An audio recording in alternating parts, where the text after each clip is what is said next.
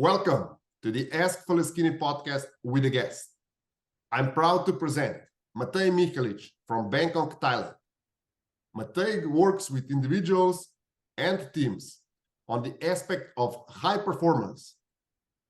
That is in high performance in sports, business, and education. He started his professional career as a strength and condition coach of professional tennis and football teams, where he fell in love with sports psychology. In 2015, he moved to Singapore and got certified as a professional certified coach under the International Coaching Federation. He's running corporate wellness programs, retreats, and helping clients through his hybrid 360 coaching practice. Matej, please tell us more about yourself. What is your story? Hello, Peter. Thank you for a nice introduction. It's great to be here. It sounds nice when you say Matej from Bangkok. Currently, I'm in Bangkok, moving to Phuket next week, where I run my wellness retreats, where I coach my clients.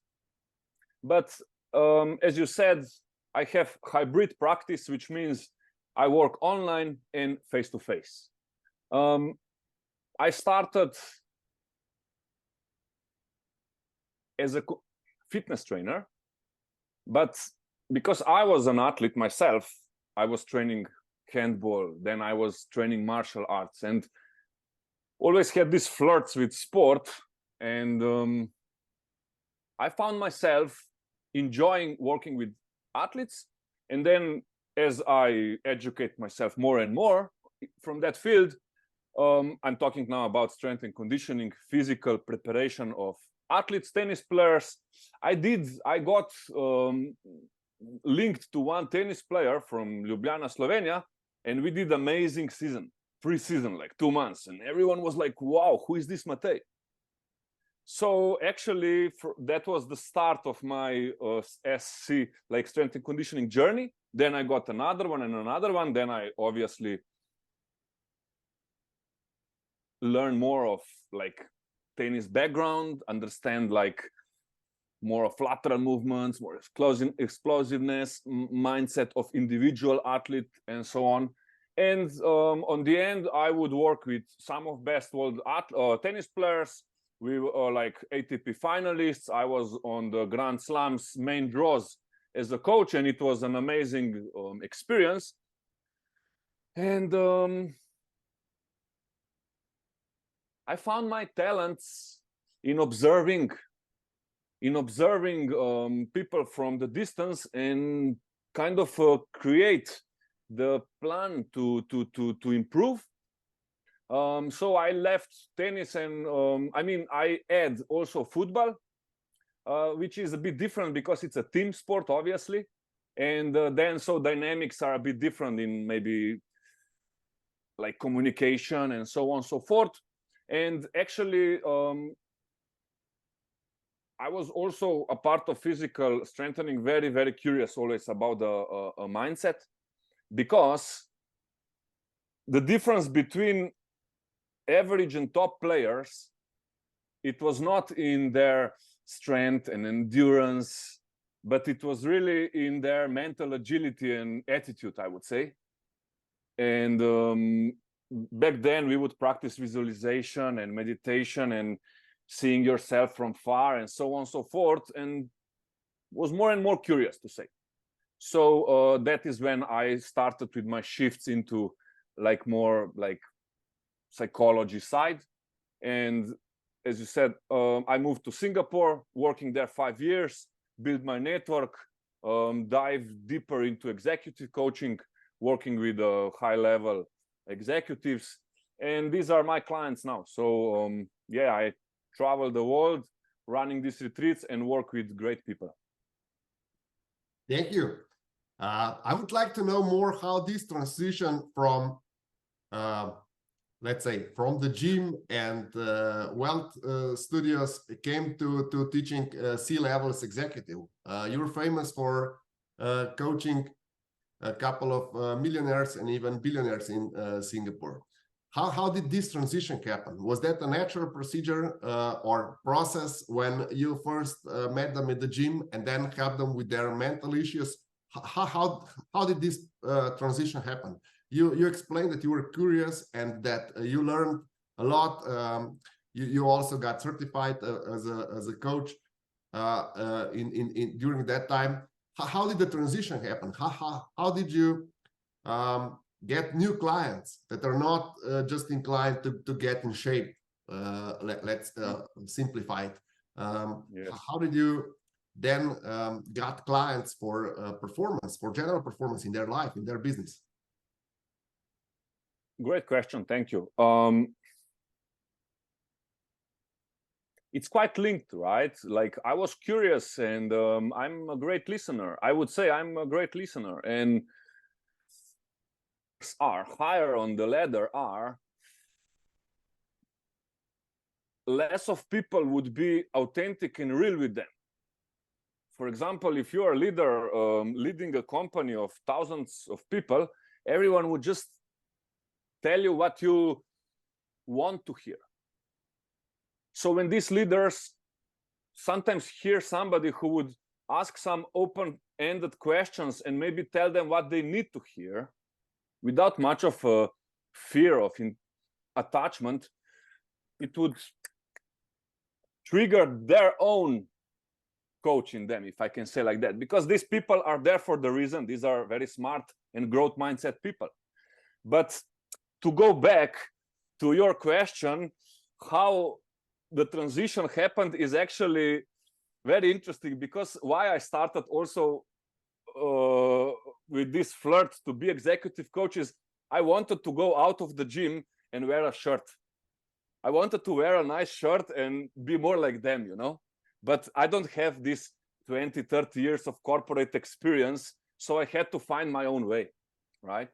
But I tell you something, there is no much difference between Cristiano Ronaldo and Elon Musk. They both are high achievers with their, I would say, expectations, goals, and things that keep them awake at night, right? So I think, I mean, it's about the person. It's really about the person itself. So also when I coach a person, even if I coach a leader of the big company, I don't coach the company, I coach the person. So I believe it's quite natural transition. Okay, thank you for this insight.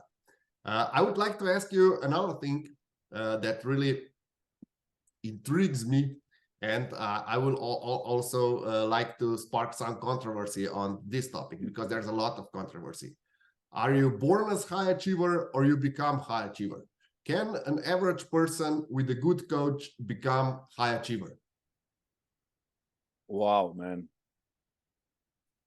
Let me meditate on that. No, I'm joking. It's like a big question, for sure. As a coach, I believe that everyone has this genius within. Like, yes, of course, there is an environment that shapes us. There are people in our childhood that shape our belief system. But actually, through coaching, you can tap on this belief system and you can evoke awareness and change. But it's not that easy, obviously. If I look, I will talk about from my side, because I don't want to talk for others, but like from my side, there are many things that affects my evoking awareness. For example, environment is one of them, right? So everyone with willingness and readiness, it's for everyone that has willingness to work and readiness to work. Yeah, it's possible to change, for sure. If I wouldn't believe that, I wouldn't work. Yeah, as a coach. I would like to intrigue you. So yes, can please. an average person just become above average because I'm a firm believer that if you work on simple task or on any task whatsoever, like an hour a day, that in 1 year you become better than 95% of the people. Mhm. However, I will challenge you now.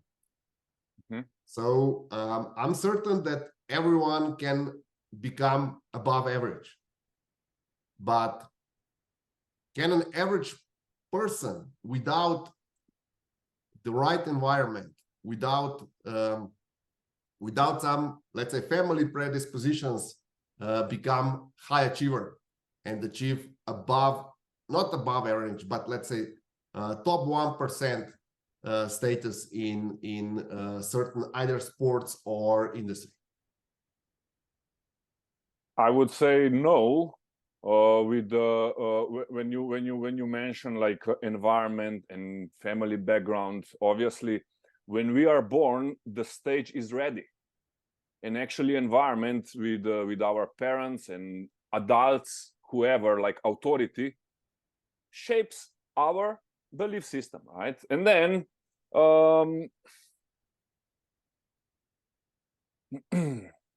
it's a bit controversial because yeah, they're like, you see, for example, you mentioned 1 hour a day is 360 hours a year, right?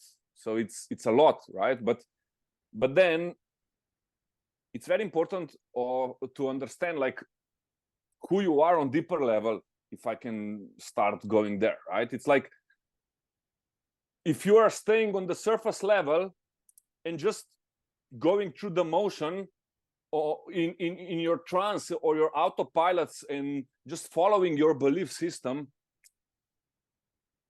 you will only be as successful as environment and your parents shaped you, if that makes sense. Okay, so environment is extremely important. We know that we can influence and change the environment, or we can just move into another environment.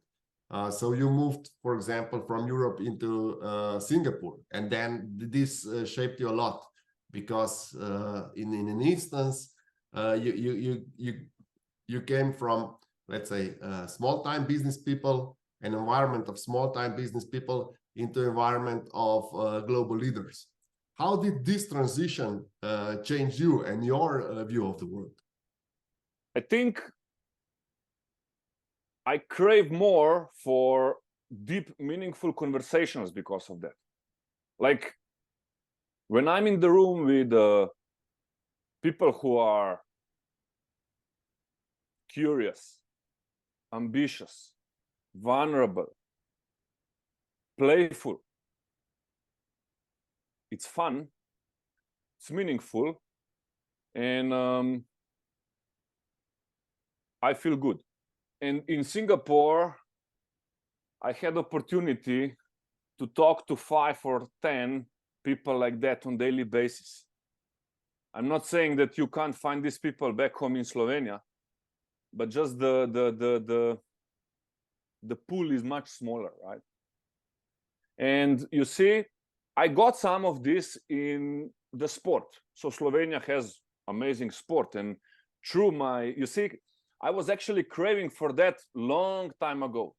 And I was in the room with Roger Federer and Novak Djokovic, and I observed them, how they train focused, and I talked to their physiotherapists and trainers. And, you know, it's like I found my way to be in these rooms, right? So, yeah, definitely. When I'm like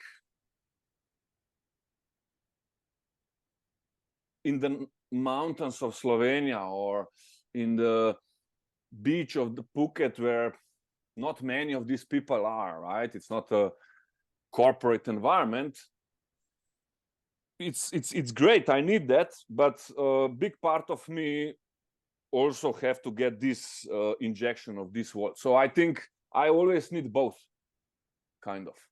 Okay, thank you. And now another question that always intrigues me. A lot of people are now going to YouTube to check videos on certain topics, like this video that will be published on YouTube. and they also read a lot of self-help books.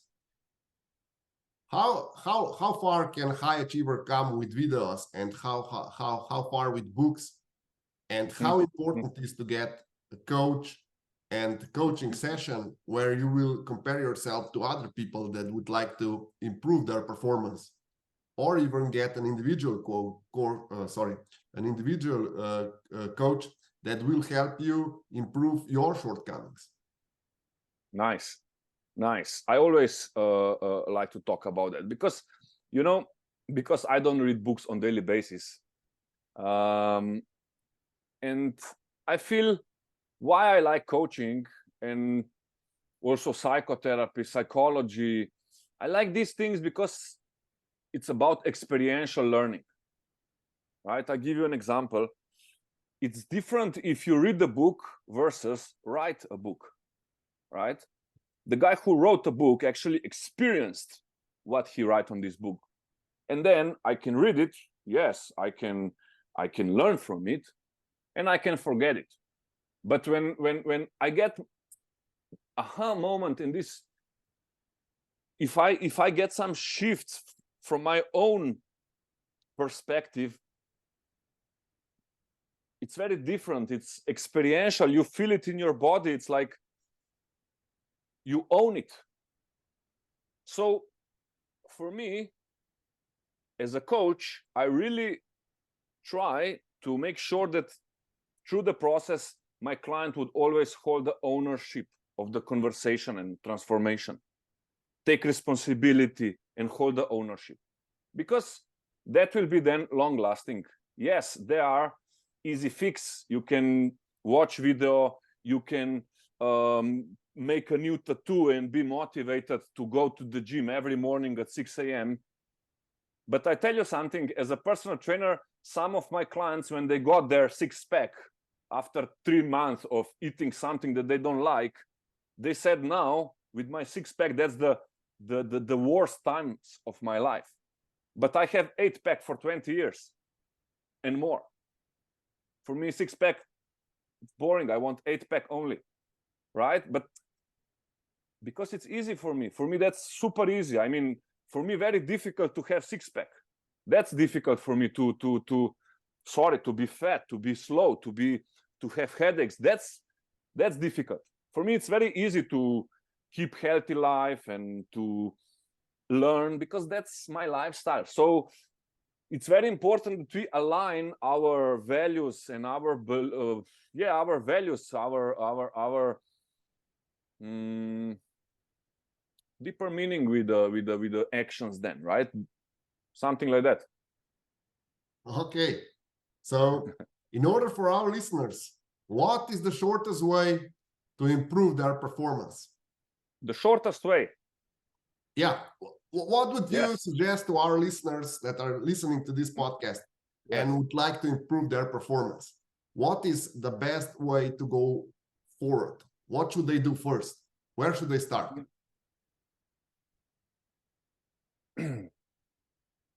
Like, very first, just relax your neck and bring yourself into the present moment, where you can then ask yourself some questions like,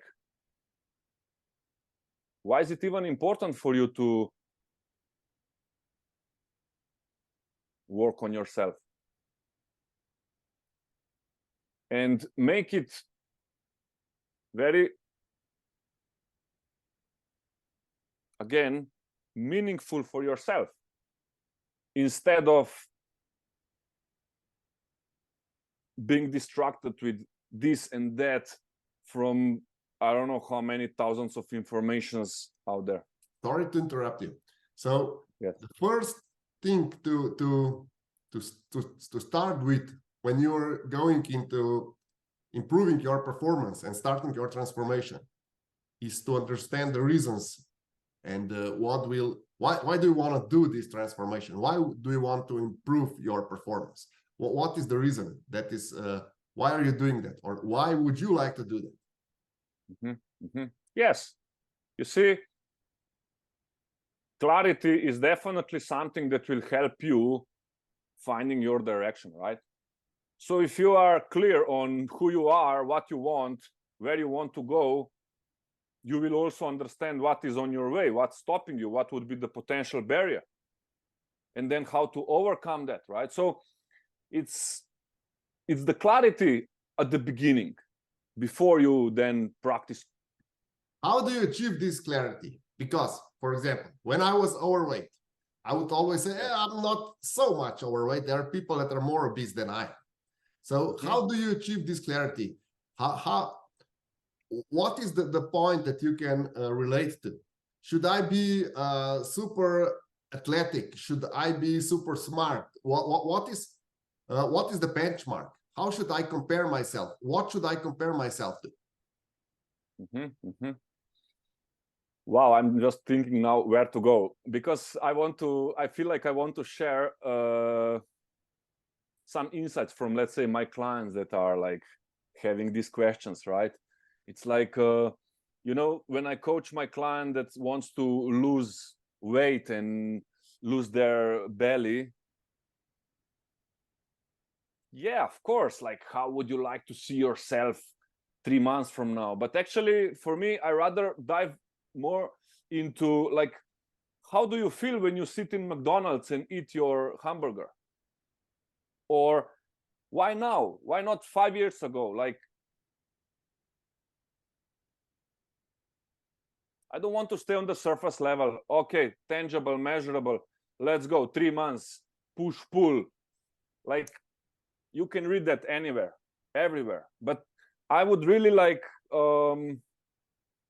try to understand the bigger picture, right? Like, what is his struggle? Like, what is stopping him? Like, who is he, right? Things like that. Okay. So is it possible for our listeners to do it on their own? Are there any questionnaires or quiz or something that they should take? Or do you propose that they go and talk to someone and get a coach that will help them find a clear picture of who they are? Nice. Like, I think everyone has an answer within. Now, how to find this answer? Obviously, it's many different directions. But like, how often do you actually set the meeting with yourself? How often do you stop when you are brushing your teeth and you have a short conversation with yourself? How often do you actually stop and pause and bring yourself into present moment and meditate? How often do you visualize your best version? Right? It's like, yes, choose a coach, choose a mentor, read a book, of course. But I think too many people are